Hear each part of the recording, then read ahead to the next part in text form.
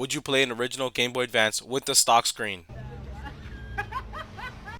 I will never do such a thing.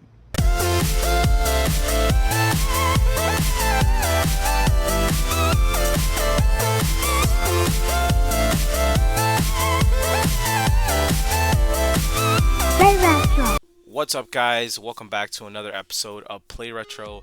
On today's episode, we're going to be renewing this beautiful Glacier Game Boy Advance original. As you can see, it has the stock screen and is not in the worst condition.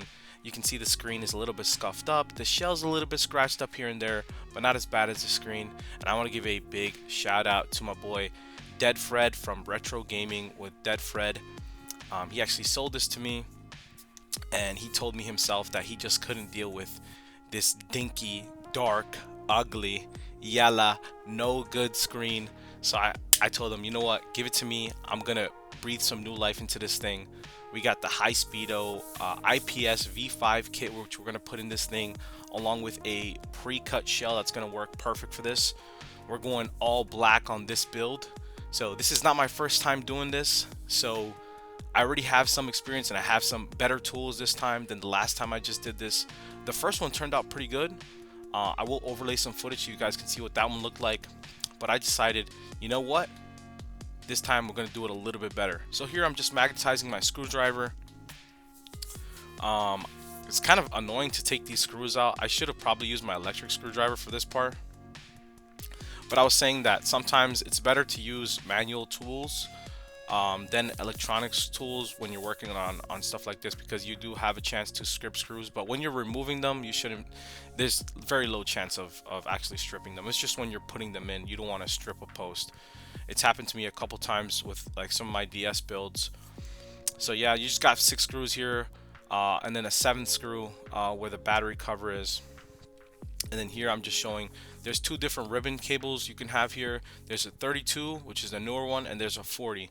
So in your IPS kit you will find both, along with a couple screws holding the motherboard in place. Usually there's 2, but there's 3 slots for it. As you can see where I'm screwing right now, there's also another one on the right hand side that there could be a screw there as well. But usually there's only 2 screws on the motherboard. Now, I like to always hold on to the original stock screws. The ones Nintendo uses are much better quality metal than the ones we get from, like, you know, these IPS kits and stuff. The metal from the IPS kit is usually like a lot softer, so the screws tend to strip. So I highly recommend you use some of those original parts when you're putting together your new handheld, you know. So that's just my 2 cents, because I've done it and they always strip. So just avoid it. Just mix in the new with the old. But yeah, I really like this project. I did this like after work. I just came home from work, had a lot on my mind, and I just went to this project, and you know, it helped me just forget about everything. This just helps me focus and do something fun. So here, as you can see, the PCB is in pretty excellent shape for something that's like 20 something years old. Looks really good. The contacts look good, no corrosion anywhere. Looks really good. It's pretty clean. I wouldn't be surprised if Dead Fred actually cleaned this up before he gave it to me, but it looks like no one's ever been in here. So right now I just took some Ipsy purple alcohol. You know, it's always a good idea to just wipe down those contacts before, you know, doing anything, just to give this a fresh start. So when we put in those new membranes, this is going to be all clean. And of course, don't forget that speaker. Usually that speaker is very dirty, very gunked up. So we're just going to go ahead. I was considering reusing the old membranes and the old buttons, but they don't match the aesthetic I wanted, because I wanted the all black everything. And I was surprised this kit actually came with black membranes. I've never seen black membranes ever. But usually the quality of the membranes in like these kits, they're not the best. They're usually a little bit thinner, and sometimes they like don't input the same as the, you know, the Nintendo official ones, or what I call OEMs. So I was like, let me consider it. Let's see how it goes. But I said, you know what? Let's just use all new parts and let's do it like that. So here I just got another shell just to show how pre-cut this actually is, and how much you would have to cut if you wanted to use like a original shell. It's way too much work. So I opted not to do that, even though that shell is like better quality. I just really didn't want to do that. This just like makes this project a lot more complicated. Here I'm just going over, showing off the which ribbon cable you're supposed to use. And this screen is like the easiest installation ever. All you have to do is make sure these little touch sensors are not in the way, and it slides right in from the left hand side. You're just gonna peel off the the plastic covering the adhesive, and then boom, you just slide that right in. It's the easiest install ever. That's why I love this project. I want other people to do this project just because it's so easy, it's so fun, and in the end you get an awesome handheld to play with. The original Game Boy Advance, the most comfortable, most easy to mod handheld. So just like that, it only goes in one way. As soon as it falls in place, you can just rub your finger along the adhesive to make sure it attaches nicely, and that screen's in there just like that. Super easy, super easy. And you do have an option to solder some wires here. Again, I'm not doing that because I'm just not interested in making this project complicated. I want to just do everything easy. Maybe my next project I'll do it. And then here I'm just putting the touch sensor. I actually like putting it right under the screen. I think that's probably one of the best places to put it. And then the top sensor for the color, I don't even use this sensor, but I put it towards the top. The sensors, they're a little bit annoying. Sometimes they don't work like how you want them to, because it is touch input, so. But very simple. Up next, we're going to be installing those brand new buttons. I just wanted to check them real quick for quality to see if they're about the same. These have like kind of a matte texture instead of a glossy texture from like the original buttons, which I prefer the glossiness, but it is what it is. We're gonna deal with it. And even here the power button is black too, which is awesome. You'll notice that the the start and select buttons are not in here there because they're actually with the membranes. And we always gotta remember to put that light diffuser. That is something that a lot of people forget.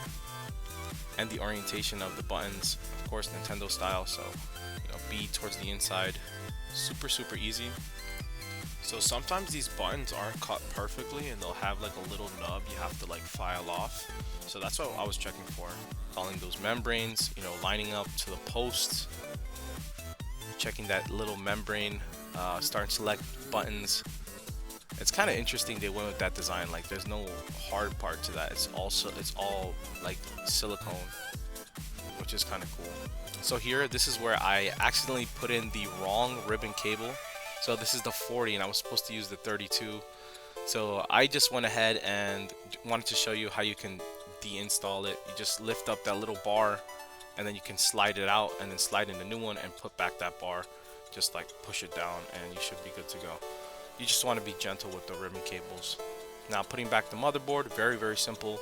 I like to attach the ribbon cable first because it's not perfectly aligned. You're going to see right now, as soon as we put the motherboard back in, it's going to be kind of slanted because it's not perfectly aligned.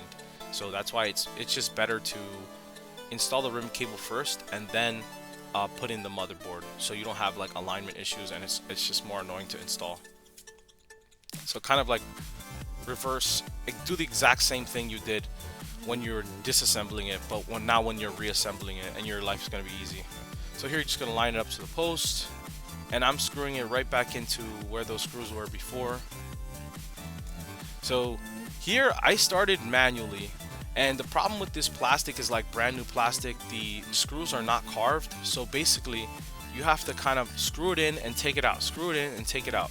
And you'll see I ended up pulling out my electronic screwdriver to make the job a little bit easier, and now just reassembling all the pieces, putting the sides and all that and closing it all back up. So yeah, here I'm just checking for fitment, making sure those shoulder buttons are clicking properly, and I wasted no time. I just went ahead and you know what, I'm going right to the electronic screwdriver because this thing is super annoying. So you have to drill it in, take it out, drill it in, take it out, drill it in, take it out. So you're kind of carving that into the plastic using the electronic screwdriver, and then I just do the final touch manually so I don't strip the screw. And then of course there's that one Phillips head screw that goes in the bottom. Very easy. You can see me here taking it out, putting it back in, and it's pretty much done. So now we're just gonna test, make sure everything is good. I got some fresh Ryovac batteries, no Duracells or or Energizers for me, guys. I have the budget, but if you want to leave your boy a tip, there's a link in the description below where you can support the channel. I can afford some better batteries. And so there's just some final touches here. That big reveal, I love that, man. It actually does have the Game Boy Advance logo and the Game Boy logo on the back, on the battery compartment. It looks really good. A quick test. God, the all black looks so good. Now let's try a real game. It looks really good. And here's some test gameplay. I'm gonna just let this rock out. So this is actually my old save file that I finished on that purple Game Boy. And as you can see, I have like 200 lives. You know, I'm never dying on this account. I actually did I found a way to farm lives in this game, and I kind of exploited the shit out of it to make sure I could never get game over. I'm gonna complete the game no matter what. And that's basically what happened. So by the time I finished the game, I had like still over 200 lives left. And then here I was just checking the touch sensor. I just applied like one of those scan line ones. It's pretty cool. The touch sensor does two different actions. So one of them adjusts the brightness, and then the other one does color. But that same sensor that adjusts brightness, you can touch and hold it, and you can add scan lines and grid lines and stuff like that. So here we're just applying some finishing touches. There's just this one sticker we're gonna apply to the back. I'm trying my best to align it. It's never gonna be perfectly aligned. It's not even cut properly, like 100% to the plastic, but we're just gonna do our best here. I think that still looks better than just having the plain black plastic there. And I think that turned out pretty damn good, if I do say so myself. One last on. I think that looks great. I think it looks super good. But yeah, guys, I'm pretty happy with how this turned out. All black. I love this all black aesthetic. I kind of been leaning on handhelds that are all black recently, just because it really helps to isolate the screen. Like when you're looking at the screen, that's where all your attention is, and just that all black helps like make the screen really pop. So everything you've seen in this video, like all the tools I've used, electronic screwdriver, this like awesome screwdriver kit, I'm gonna leave links to all these tools you see in the description below, along with those tweezers as well. This is a really good set, actually. This one I got off AliExpress, and along with that electronic screwdriver, I think I got it on Amazon for like 30 bucks or something. It's pretty good. It's pretty decent. But yeah, guys, let me know your thoughts in the comment section below. I know this is not a retro handheld, but it is a retro handheld because it's an original Game Boy Advance not being made anymore. Anyway, thank you so much for watching. My name is Javi, and I'll catch you guys in the next one. Peace.